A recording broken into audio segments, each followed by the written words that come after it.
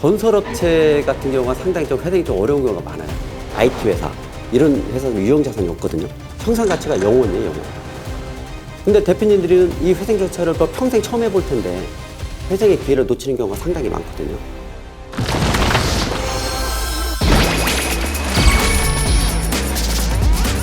안녕하세요. 발해정 변호사 김용현입니다. 최근에 파산도 그렇지만 회생도 상당히 높은 비중을 차지하게 되었습니다. 저희 같은 경우도 하루에 상담은 두세 건은 거의 매번 하는 것 같습니다. 대부분의 대표님들에게 상담을 하다 보면 회생의 기회를 놓치는 경우가 상당히 많거든요. 이 서류가 좀 잘못 들어왔든지 엉망이든지 하면은 이렇게 고쳐서 이렇게 다시 접수하면 해주겠다, 이런 말씀을 하진 않아요.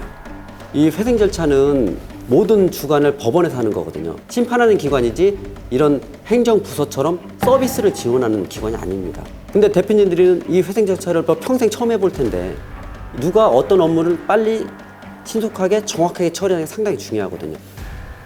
그래서 간단히 제가 기업회생 절차를 한번 전반적으로 한번 설명을 해드리도록 하겠습니다.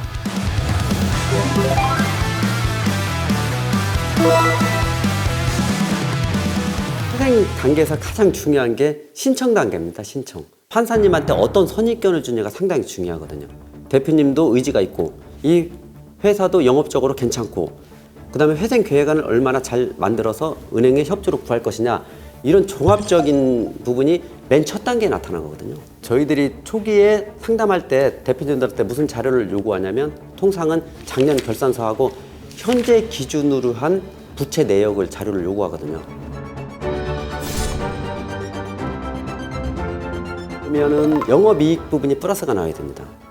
중요한 게 계속기업가치, 청산가치라는 개념이 있습니다. 계속기업가치는 말 그대로 계속 기업을 운영했을 때 가치, 10년 동안 이 회사를 살려놨을 때 회사의 캐시플로우, 이게 계속기업가치고, 그 다음에 청산가치는 뭐냐, 말 그대로 이 회사를 날린다는 거죠. 파산시켜서 날려. 그랬을 때 가치, 영업이익이 플러스가 안 나오면 이 회사는 회생의 의미가 없어요. 왜 그러면 계속기업가치가 안 나오거든요. 재무제표에서는 좀 유심히 봐야 될 부분이 영업의 비용 부분에 큰 혜택이 있습니다. 통상적으로는 영업의 비용에 이자 비용이 들어가는데 회생 절차 들어가면 이자 비용을 더 안 내기 때문에 그 이자 부분이 세이브가 되니까 감가상각비를 봐야 됩니다. 감가상각비.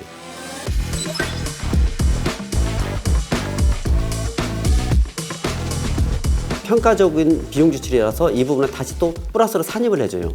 왜냐면 큰 설비 투자를 하는 회사는 매년 감가상각비나 비용이 상당히 크거든요. 그래서 저희들이 재무제표로 보면 중점적으로 봐야 될 부분이 있는 거죠. 근데 대부분의 유통회사들, IT 회사, 이런 회사들 유형자산이 없거든요.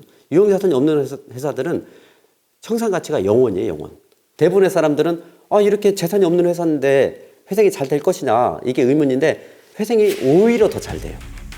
청산가치가 0원이니까 계속기업가치는 1원이라도 발생되면은 회생이 6원이 되거든요. 이 법 논리적으로 봤을 때는 재산이 없는 회사가 회생이 더 유리하다고 볼 수 있습니다.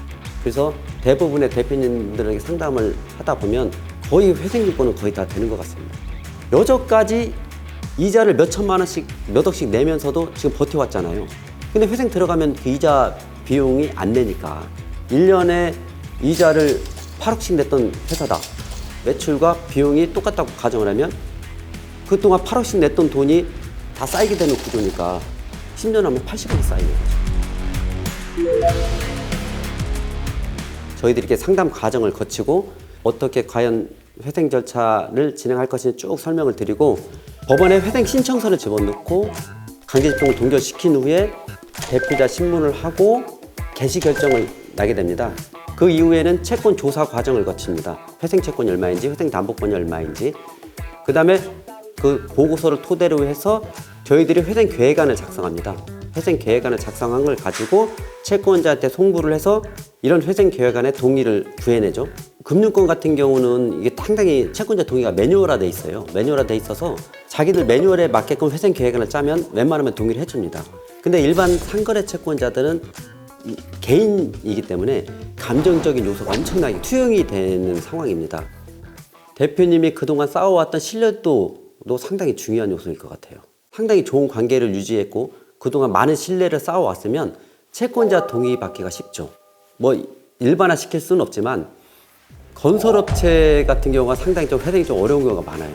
불신이 많아서 동의를 안 해주는 경우가 많거든요.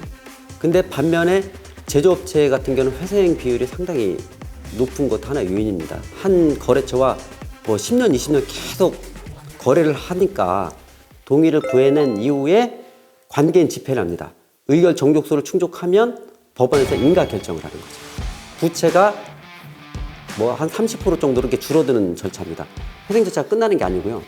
쉽게 설명을 하면 우리가 병원에 갔을 때 수술을 했다고 해서 그 다음날 퇴원하지 않지 않습니까? 나중에 어느 정도 괜찮다 싶으면 퇴원하듯이 이 법원도 몇 달을 더 보고 이 회사가 다시 시장에 나가는 게 적합한지를 판단하고 종결을 하게 되면 완전히 시장에 나가서 자유롭게 영업활동을 할 수가 있는 겁니다. 대표님들이 또 궁금한 게 뭐냐면 우리는 언제부터 또 대출 받을 수 있어요? 이게 제일 궁금해요, 실제로. 아니, 지금 원금도 지금 30% 깎였는데 무슨 대출이 필요하냐. 대출 받을 일이 없습니다. 이런 경우가 상당히 많아요. 대부분 신규 투자를 위해서 대출을 많이 발생시켜서 이제 매출 발생시킬 과정에서 회생 들어오는 회사들이 상당히 많거든요. 굳이 대출을 받는다 그러면 저희들이 보니까 통상 한 3년 정도의 이후에 은행에서 대출을 해주는 것으로 저희들이 파악하고 있거든요. 그 재무제표를 기초로 해서 대출을 받게 되는 겁니다. 회생 절차도 그 어느 시기에 회생 절차를 밟냐에 따라서 엄청나게 메리트가 있고 어떤 때는 단점일 수가 있거든요. 가장 대표적인 경우 회생 개시 결정일 기준으로 부동산 가치 평가를 합니다.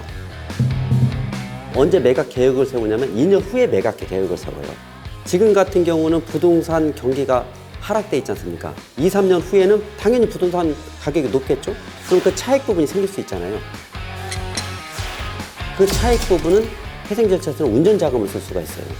어떤 대표님 같은 경우는 사업이 번창하다 보니까 조금 무리해서 땅도 구입하고 공장도 신축을 했습니다. 신축할 때 건설업체와의 분쟁 때문에 준공이 한 1년 동안 늦어진 겁니다. 그 다음에 현금 유동성이 악화되니 원자재 구매로도 못하는 겁니다. 내가 살 길은 로또를 당첨되는 일밖에 없다.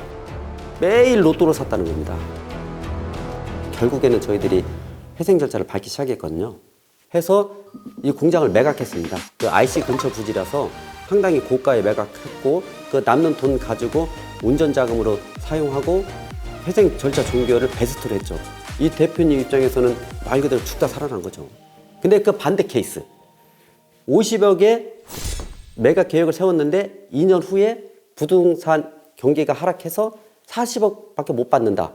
그 영업이익으로 메꾸는 수밖에 없어요. 회생이라는 것도 어느 시기에 하냐에 따라서 메리트가 있는 거죠. 대표님들을 가장 중시 여겨야 되는 것은 실질적으로 영업입니다. 영업.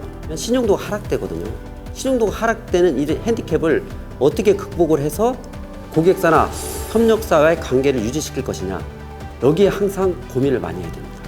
기업을 살릴 수 있는 마지막 기회는 기업 회생입니다. 이 마지막 기회를 법무법인 발의정에 함께 하겠습니다.